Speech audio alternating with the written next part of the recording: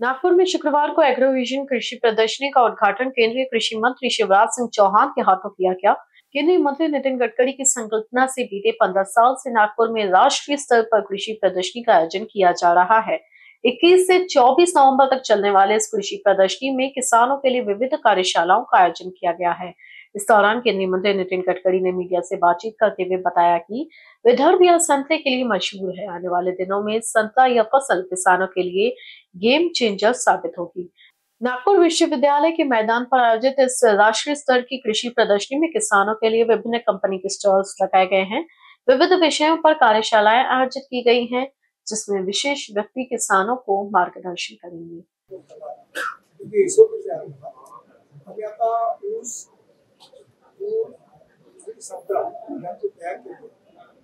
त्याच्या आधारावर हे लिहायला लागलं तर पाणी 40% कमी लागेल, खताचा आणि औषधाचा खर्च 40% कमी होईल आणि उत्पादन दुप्पट होईल. विदर्भातला शेतकरी जो एकेकाळी आत्महत्या करणारा शेतकरी आहे, आपल्या पायावर उभा राहावा अनेक टेक्नॉलॉजीची अनेक नवीन प्रयोगाची चर्चा झाली, पण केवळ चर्चापुरतं ते सीमित न राहता शेतकऱ्यांच्या घरापर्यंत ते पोहोचवावे आणि प्रयोग करावा ही इच्छा होती. त्यातले अनेक प्रयोग लोकांनी केले, यशस्वी झाले आणि अजून काही प्रयोग व्हायचे बाकी आहेत.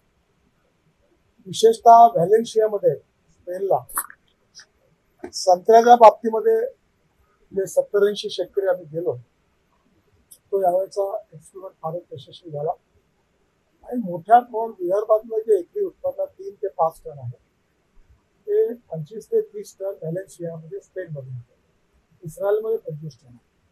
आता त्यातलं नेमकं टेक्निक आता लक्षात आलं शेतकऱ्यांच्या आणि आज शिवराजींनी आपल्या इथे जे फ्लॅगमधले जे संत्र्याचे प्लॅन्ट आहेत ते अजून निरवळी व्हावे म्हणून 70 कोटी रुपयाचं नवीन एक्सपान्शन या केलं. त्यामुळे येणाऱ्या काळात संत्र्याच्या कलमा चांगल्या होणार. संत्रा, मोसंबी, लिंबू वगैरे करायची. दुसरं नर्सरी खूप महत्वाची आहे, सीड आणि नर्सरी. तर नर्सरीमध्ये 2 कोटी आणि 4 कोटी अशा 2 योजना त्यांनी जाहीर केल्या. महाराष्ट्र सरकारवर आम्ही बसून दोन्ही योजना एकत्र करून एक नर्सरी करून प्रत्येक तालुक्यात 5 चांगल्या नर्सरी तयार व्हाव्या आणि या शेतकऱ्यांना सगळ्यात प्रकारची चांगली रोपं मिळावी हा प्रयत्न आहे. सीडमध्येही मोठा परिवर्तन झाला आणि जसं आता विशेषतः यावेळेचं वैशिष्ट्य म्हणजे AI, आर्टिफिशियल इंटेलिजन्स. मायक्रोसॉफ्ट पासून अनेक कंपन्या आता आल्या आणि यावेळी सॅटेलाइटचा उपयोग करून वेदर स्टेशन शेतात बनवून आणि विशेषतः मातीचे परीक्षण करणं आणि नंतर मग मॅपिंग करून त्याच्या आधारावर सॅटेलाइट रिपोर्ट करणार, त्याची SOP तयार करणार आणि आता ऊस, तूर आणि संत्रा पिकांची तयार केली आहे आणि त्याच्या आधारावर हे AI जर लागलं तर पाणी 40% कमी लागेल, खताचा आणि औषधाचा खर्च 40% कमी होईल आणि उत्पादन दुप्पट होईल.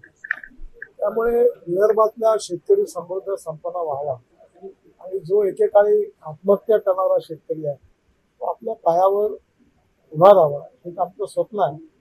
कठीण आहे, खूप प्रयत्नांची आवश्यकता आहे, पण या 16 वर्षामध्ये बऱ्याच गोष्टी बदलल्या आणि आता अजून बदलायला सुरुवात झालेली आहे.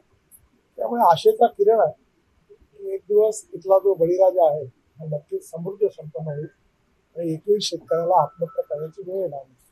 पण शेती जेवढी महत्वाची तेवढे पूरक उद्योग महत्वाचे. मदर डेअरी आली, मी आज बोललो, एक प्रकारे खंत व्यक्त केली की आमच्याकडे दूधच नाही. एका जिल्ह्यात 80-90 लाख लिटर दुधाने आमच्या विदर्भात पूर्ण 10 जिल्ह्यावर 25 ते 30. आता दुधाचं उत्पादन कसं वाढावं, पशुखाद्याचा कारखाना पुढे टाकला, तिथे प्रोसेसिंग प्लांट टाकला.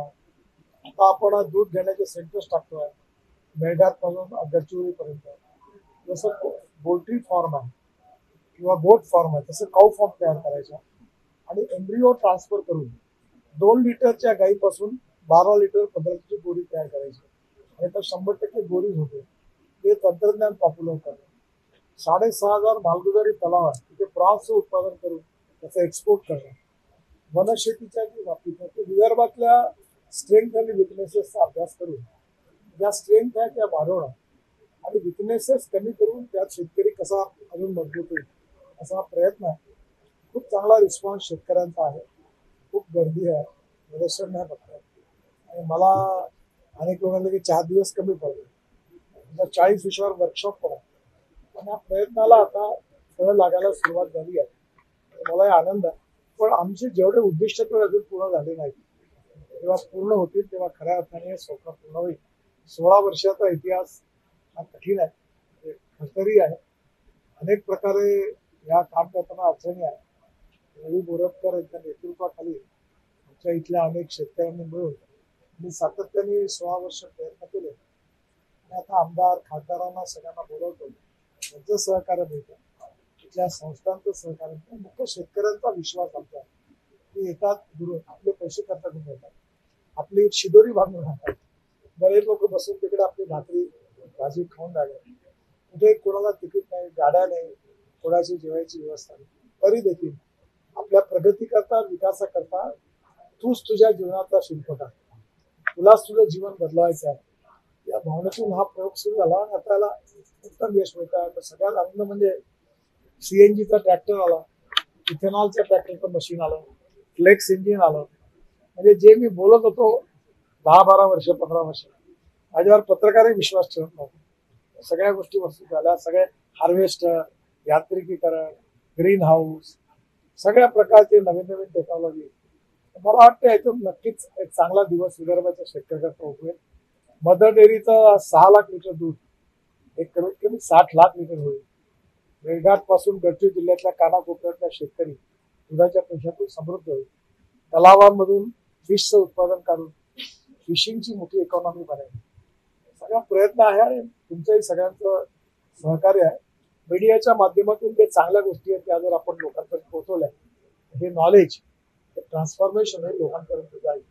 आणि आज उद्घाटन झालंय. 4 दिवस सर्व शेतकऱ्यांनी या प्रदर्शनात यावं, ते दिवसभर थांबावं, परिसंवादात सेमिनारमध्ये भाग घ्यावा, स्टॉलला भेटी द्याव्या, नवीन तंत्रज्ञान समजून घ्यावं आणि आपल्या शेतीत ते प्रयोग करावे आणि त्यात यशस्वी व्हावे, अशा माझ्या सगळ्यांना शुभेच्छा आणि